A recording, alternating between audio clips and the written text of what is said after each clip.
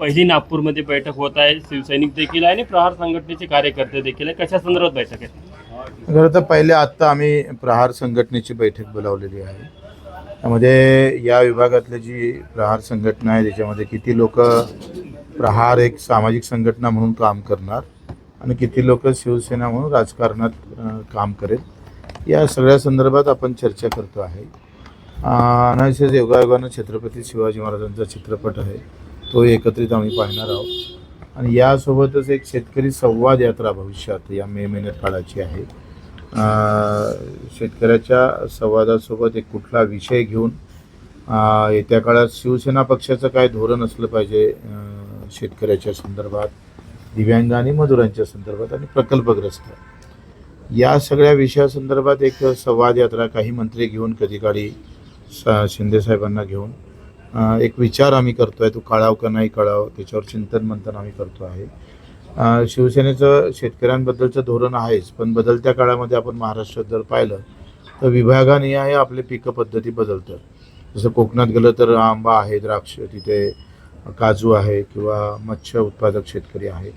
नाशिकच्या पट्ट्यामध्ये कांदा उत्पादक शेतकरी, द्राक्ष उत्पादक, असा विभागवाईज जो बदललेला हे आहे त्यानुसार विभागावाईज काही धोरण करता येतं का शेतकऱ्यासाठी, त्या संदर्भात काही नवीन उपाययोजना करता येते का, आणि मजुराच्या संदर्भात सुद्धा, या सगळ्या विषयावर एक संवाद यात्रा आमची 3 ते 4 दिवसाची राहणार आहे. त्या काळाची का नाही काळाची, कारण शिवसेनेचा आमचा चेहरा हा शेतकऱ्याचा, मजुरांचा, वंचित घटकांचा, दिव्यांगांचा राहील. त्या संदर्भात कसे पावलं टाकता येईल, ही सगळी ताकद शेतकऱ्याच्या पाठीशी कशी उभी करता येईल हे पाहू. प्रहार संघटनेचे कार्यकर्ते, तुम्ही असं म्हटलं की ज्यांना शिवसेनेत काम करायचं ते शिवसेनेत काम करेल, ज्यांना प्रहार संघटनेत काम करायचं आहे ते प्रहार संघटनेत काम करेल. दोन्ही ठिकाणी काम नाही करणार का? म्हणजे काम करेल, पण कसं आहे, काही लोकांचं लक्ष राहते की बाबा आता मी आयुष्यभर काही राजकारणात कुठल्या काम करणार नाही, मला एक सामाजिक संघटना म्हणून, सामाजिक काम म्हणून काम करायचं आहे. त्यांना शिवसेनेने ताकद द्यावी, शिवसेना त्याला सामाजिक कामात कसं ताकद देता येईल, कारण 2 वेगळे प्रवाह आहे. लक्षात घ्या का काही कार्यकर्ते असं असतात ते आयुष्यात कधीच उभे राहत नाही, पण त्याला सामाजिक कामात गोडी असतं, तर त्याला तिथे ताकद कशी देता येईल. आणि ज्याला सामाजिक संघटनांनी राजकारणच करायचं आहे तर त्याला शिवसेनेला कशी ताकद देता येईल. आपली लक्ष आखरी असं आहे का राजकारणात आम्हाला शिवसेनेशिवाय दुसरा पर्याय नाही, आम्ही कुठलाही दुसरा विचार करू शकत नाही, पण सामाजिक संघटनेच्या माध्यमातून कशा पद्धतीनं आपल्याला अधिक ताकद बळ भेटेल तो पण आपण विचार करू. शिवसेनेत प्रवेश करण्याआधी काही अटी शर्ती ठरल्या होत्या का, त्यात ही अट होती का? नाही, अशा काही अटी शर्तीचा विषय नाही. म्हणजे ह्या असं करावं लागेल आणि तसं करावं असं काही. त्यामुळे आणि आम्हाला काय 20-25 वर्षापासून फार अटी शर्तीत राहण्याचा. तर तुम्ही जुने शिवसैनिक आहात, पण आता पुढे करताना प्रहार आणि शिवसेना दोन्हीचं काम तुम्ही करणार आहात.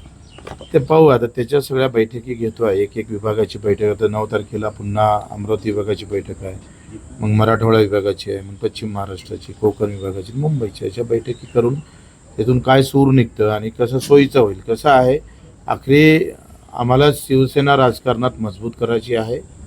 घराघरापर्यंत धनुष्यबाण नेण्याचा प्रयत्न आम्ही प्रामाणिकपणे करणार आहोत आणि त्या पद्धतीनं ही सगळी ताकद शेतकऱ्याच्या बाजूनं, मजूर दिव्यांगाच्या बाजूनं उभी कशी राहील, तो एक प्रामाणिक प्रयत्न करणार. आजच्या बैठकीत शिवसैनिक येणार आहेत का, आणि तुमच्यासोबत चित्रपट बघायला देखील काही शिवसैनिकांचा सहभाग असेल? आम्ही काही शिवसैनिक आहे ते सोबत राहून पाहू. आता आम्ही शिवसैनिकच आहे ना. म्हणजे यात्रा काढत आहे तर शेतकऱ्यांचे कुठले विषय पुढच्या काळात अजेंड्यावर असणार आहे, कारण आता तुम्ही सत्तेमध्ये आता प्रश्न सोडवणं सोपीच आहे.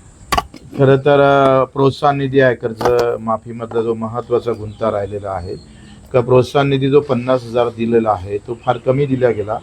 आणि त्यामध्ये मला असं वाटतं का प्रोत्साहन निधीमध्ये आम्ही त्यांना म्हटलं का जर मी 1.5 लाखाचं कर्ज माफ भरत असेल रेग्युलर, मी 1 लाखाचं भरत असेल, कोणी 3 लाखाचं भरत, त्या रकमेवर प्रोत्साहन निधी वाढवला पाहिजे. हे मी CM साहेबांशी पण बोललेलो आहे, शिंदे साहेबांशी बोललो. दुसरा आहे हमीभावाचा आणि पेरणी ते कापणीपर्यंत सगळे कामं MRGSमध्ये व्हावं. मजुरासाठी आणि युवकांसाठी एक धोरण नव्यानं करणं फार गरजेचं आहे. आणि दिव्यांगाचे जे रखडलेले प्रश्न आहे, म्हणजे मंत्रालय बळकटीकरण, तर ते जिल्हा स्तरावर दिव्यांगाचे अधिकारी कसे येईल. आजही दिव्यांग मंत्रालयाचे अधिकारी खाली जिल्ह्याला नाही, तालुक्याला नाही, हा सगळ्या बळकटीकरणाचा विषय घेऊन आम्ही जाणार आहोत.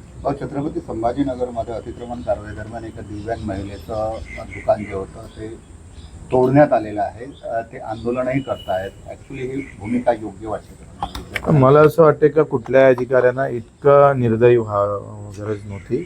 उलट हा एक चांगुलपणा प्रशासनामध्ये जी मानवता नावाची गोष्ट संपलेली आहे त्याचं एक मोठं उदाहरण आहे. त्याचा आम्ही निषेध करतो आणि त्यांना आम्ही आता लगेच जागा पाहून एखादं राहण्याजोगतं घर आम्ही बांधून देऊ.